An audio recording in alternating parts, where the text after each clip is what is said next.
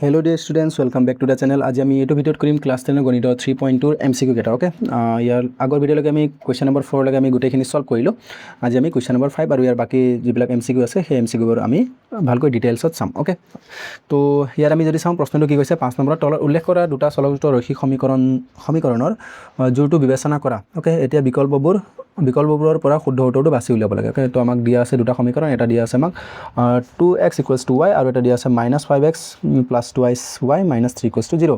তো আমাক খুদিছে তো এক নম্বৰত দিয়া আছে যিবিলাক স্টেটমেন্ট দিয়া আছে এবোৰ আমি চাব লাগে আৰু যিবিলাক তলৰ অপচন দিয়া আছে হেতু শুদ্ধ হয় নহয় এটো আমি বিবেচনা কৰিব লাগে ওকে তো মই যদি চাও সমীকৰণ দুটা লেখ দুটা এটা বিন্দু কটাকটি কৰিব সমীকৰণ দুটা লেখ দুটা পৰস্পৰ সমান্তৰাল হ'ব তো সিহঁতৰ লেখৰ কথা কৈ আছে যদি আমি লেখৰ কথা চাও যদি লেখৰ কথা জানিব লাগে তেন্তে আমি সিহঁতৰ কি আছিল অনুপাতবোৰ a1/a2 b1/b2 c1/c2 এবোৰ আমি চাব লাগিব ওকে তো কিন্তু যদি মই এটো চাও এই প্ৰথম সমীকৰণটো অলপমান মিলা নাই তো এটো মই ভালকৈ আৰহিত মিলাই লওঁ ওকে তো 2x to 2x থাকিব y টো যদি মই সমান চিহ্ন বাওঁফালে লৈ যাওঁ তো -y হ'ব আৰু সমান কি হ'ব সোফালে 0 আৰু এটো মিলি আছে বাৰু এটো x আছে এটো y আছে আৰু এটো হৈ গ'ল আমাৰ ধ্ৰুবক পদ ওকে সো এতিয়া মই কি বনাম ইহঁতৰ অনুপাত বনাম a1/a2 ওকে তো a1 মানে মই এটো সমীকৰণ লম যেটো x ৰ হক থাকে এটো হৈ গ'ল আমাৰ a y ৰ হকটো b আৰু ধ্ৰুবক পদটো c তো এটো মই প্ৰথম সমীকৰণ বুলি ধৰিম তো 1 1 1 a1 b1 c1 আৰু এটো হৈ গ'ল আমাৰ সেকেন্ড সমীকৰণ এটো a2 b2 c2 ওকে যেটো x লগত থাকে a y লগত থকাটো b আৰু যেটো ধ্ৰুবক পদ থাকিব সিঙ্গল অকল সংখ্যা থাকিব হেতু হৈ গ'ল আমাৰ ধ্ৰুবক পদ c ওকে তো a1/a2 তো a1 মানে এটো x ৰ লগত আছে আমাৰ 2 আৰু a2 মানে এইটো x ৰ লগত আছে আমাৰ -5 তো a1/a2 পালো আমি কিমান পালো 2/-5 এটা আমি উলাম b1/b2 ওকে তো b1 মানে ইয়াত আমি যদি চাও এটো হৈ গ'ল আমাৰ b1 তো ইয়াত একো নাই মানে 1 আছে কিন্তু মাইনাস চিহ্ন আছে তো এটো হ'ব আমাৰ -1 আৰু b2 হৈ গ'ল আমাৰ কি হ'ব ইয়াত আছে 2 ওকে এটা যদি আমি চাও প্ৰথম আৰু দ্বিতীয়টো মিলা নাই যদি ফাৰ্স্ট আৰু সেকেন্ডটো নিমিলে তেতিয়া আমি থাৰ্ডটো চেক কৰিবই নালাগে ওকে তো a1 আৰু a1/a2 কি হৈ গ'ল আমাৰ নট ইকুৱেলছ টু কি হয় b1/b2 তো তোমালোকৰ এটো কিতাপৰ এটা তালিকা দিয়ে আছে যদি আমি এটো চাও তেনে কি হয় এনেকুৱা হলে ৰেখা দুটা কি কৰে এটা বিন্দুত কটাকটি কৰে বা অদ্বিতীয় সমাধান থাকে ওকে বাইটো আমাৰ কি হয় সংগত বুলি কয় তো ফাৰ্স্ট স্টেটমেন্টটো যদি মই পঢ়ো সমীকৰণ দুটাৰ লেখ দুটা এটা বিন্দুত কটাকটি কৰে হয় এটো এটা বিন্দু কটাকটি কৰে এটো আমাৰ শুদ্ধ ফাৰ্স্ট স্টেটমেন্টটো শুদ্ধ সেকেন্ড যদি মই পঢ়ো সমীকৰণ দুটাৰ লেখ দুটা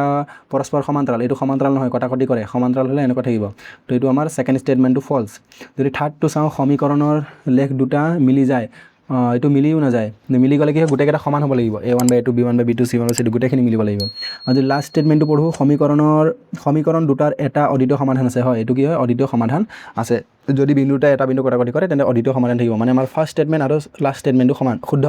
তো 1 আৰু কি হ'ব 4 টো শুদ্ধ তো 1 আৰু 4 ক'ত আছে তো এটো আছে আমাৰ অপচন নম্বৰ ডি আছে ওকে তো আমাৰ হ'ব অপচন ডি টো শুদ্ধ ওকে এটা যদি আমি চাও নেক্সট 6 নম্বৰ প্ৰশ্নটো 6 নম্বৰ প্ৰশ্ন আমাক কি বুলি কৈছে তলৰ স্তম্ভত a আৰু b দিয়াবোৰ মিলোৱাৰ পিছত শুদ্ধ বিকল্পটো বাছি গলো আমি এটো মিলাব লাগে ওকে তো আমি যদি চাও প্ৰথমটো দিয়া আছে x - y = 0 তো এটাই সমীকৰণ দিয়া আছে এটো আমাৰ কি অদ্বিতীয় সমাধান আছে বুলি কৈছে তো এটো আমি ক'ব নোৱাৰো দুটা চলকৰ ৰৈখিক সমীকৰণ 3 নম্বৰটো কৈছে কোনো সমাধান নাই 4 নম্বৰ কৈছে অসীম সংখ্যক সমাধান আছে আৰু লেখ মিলি যায় তো লেখৰ কথাটো এটো প্ৰথমটো লেখৰ কথা হ'বই নোৱাৰে কাৰণ এটাই দিয়া আছে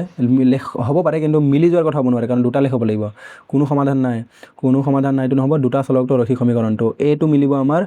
2 লগত কাৰণ এটো দুটা চলক আছে এটো x আৰু y দুটা চলকযুক্ত আৰু ৰৈখিক সমীকৰণ পাৱাৰটো একো নাই মানে 1 আছে তো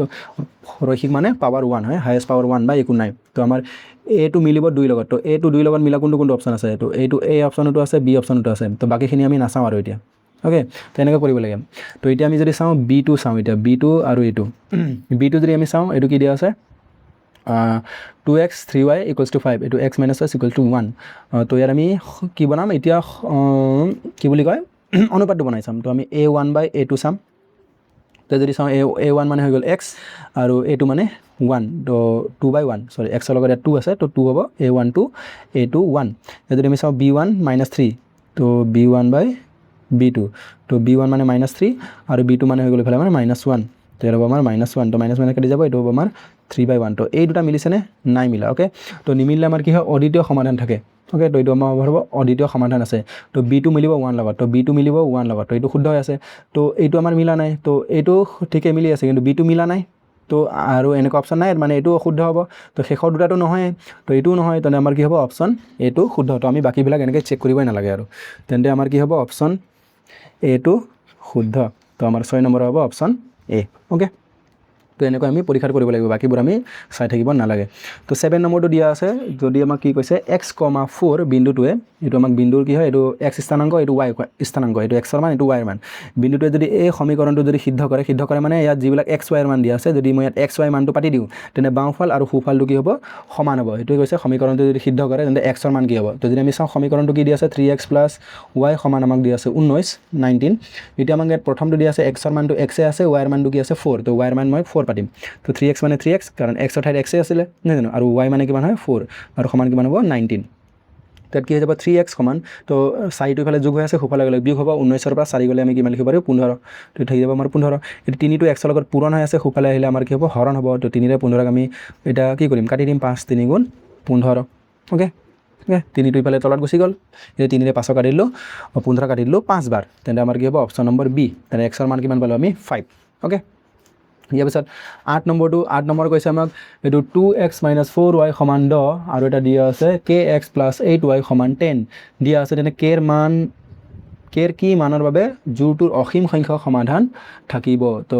জোৰটোৰ কি কৈছে অসীম সংখ্যক সমাধান থাকিব। যদি অসীম সংখ্যক সমাধান থাকে, অসীম সংখ্যক সমাধান থাকিলে কি হয়, a1/a2 = b1/b2 সমান কি হয় c1/c2 হয়, অ'কে। তো এইটো আমি অনুপাতত এতিয়া আমি সহগৰ মানবোৰ বহাই চাম। তো a1 মানে এইটো, a2 মানে এইটো, তো a1 মানে x ৰ লগত আছে 2, আৰু a2 মানে আছে x ৰ লগত k, অ'কে। তো এইটো লাগিব। তাৰপিছত আকৌ b1 মানে আছে 4, b2 মানে আছে 8, তো এইটো হ'ব আমাৰ 4/8, আকৌ c1/c2, c1 মানে 10, c2 মানে 20, অ'কে। ইয়াত এটা কথা আমি ধ্যান ৰাখিব লাগে, চিৰ মানটো যদি এইটো সোঁফালে আছে তেন্তে এইটো সোঁফালে থাকিব লাগিব, এইটো যদি বাওঁফালে আছে তেন্তে এইটো বাওঁফালে থাকিব লাগিব। যদি এটা সোঁফালে আৰু এটা বাওঁফালে থাকে, আৰু তাৰপিছত যদি এনেকৈ অনুপাতটো পাতি পেলাই এনচাৰ ওলোৱা তেতিয়া ভুল লাভ, অ'কে, এইটো মনত ৰাখিবা। তো ইয়াত আমাক যিকোনো দুটা ল'লে হ'ল কে থকাৰ লগত, কাৰণ আমি কে ৰ মান লাগে, তো আমি এই দুটা ল'লে হ'ব, বা প্ৰথমটো আৰু শেষৰটো ল'লে হ'ব। তো মই ফাৰ্ষ্ট আৰু ছেকেণ্ডটো লৈ ল'ম, অ'কে। তো ইয়াত মই ল'ম 2 আৰু k, আৰু ইয়াৰ পিছত আছে 4/8, তেতিয়া মই 4 × 4 4 × 8 কাটি দিব পাৰোঁ।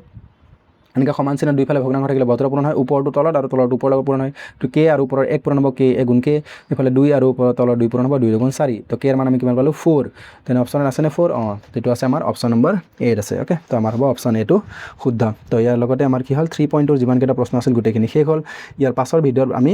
3.3 প্ৰশ্নখিনি আমি সমাধান কৰিম, অ'কে।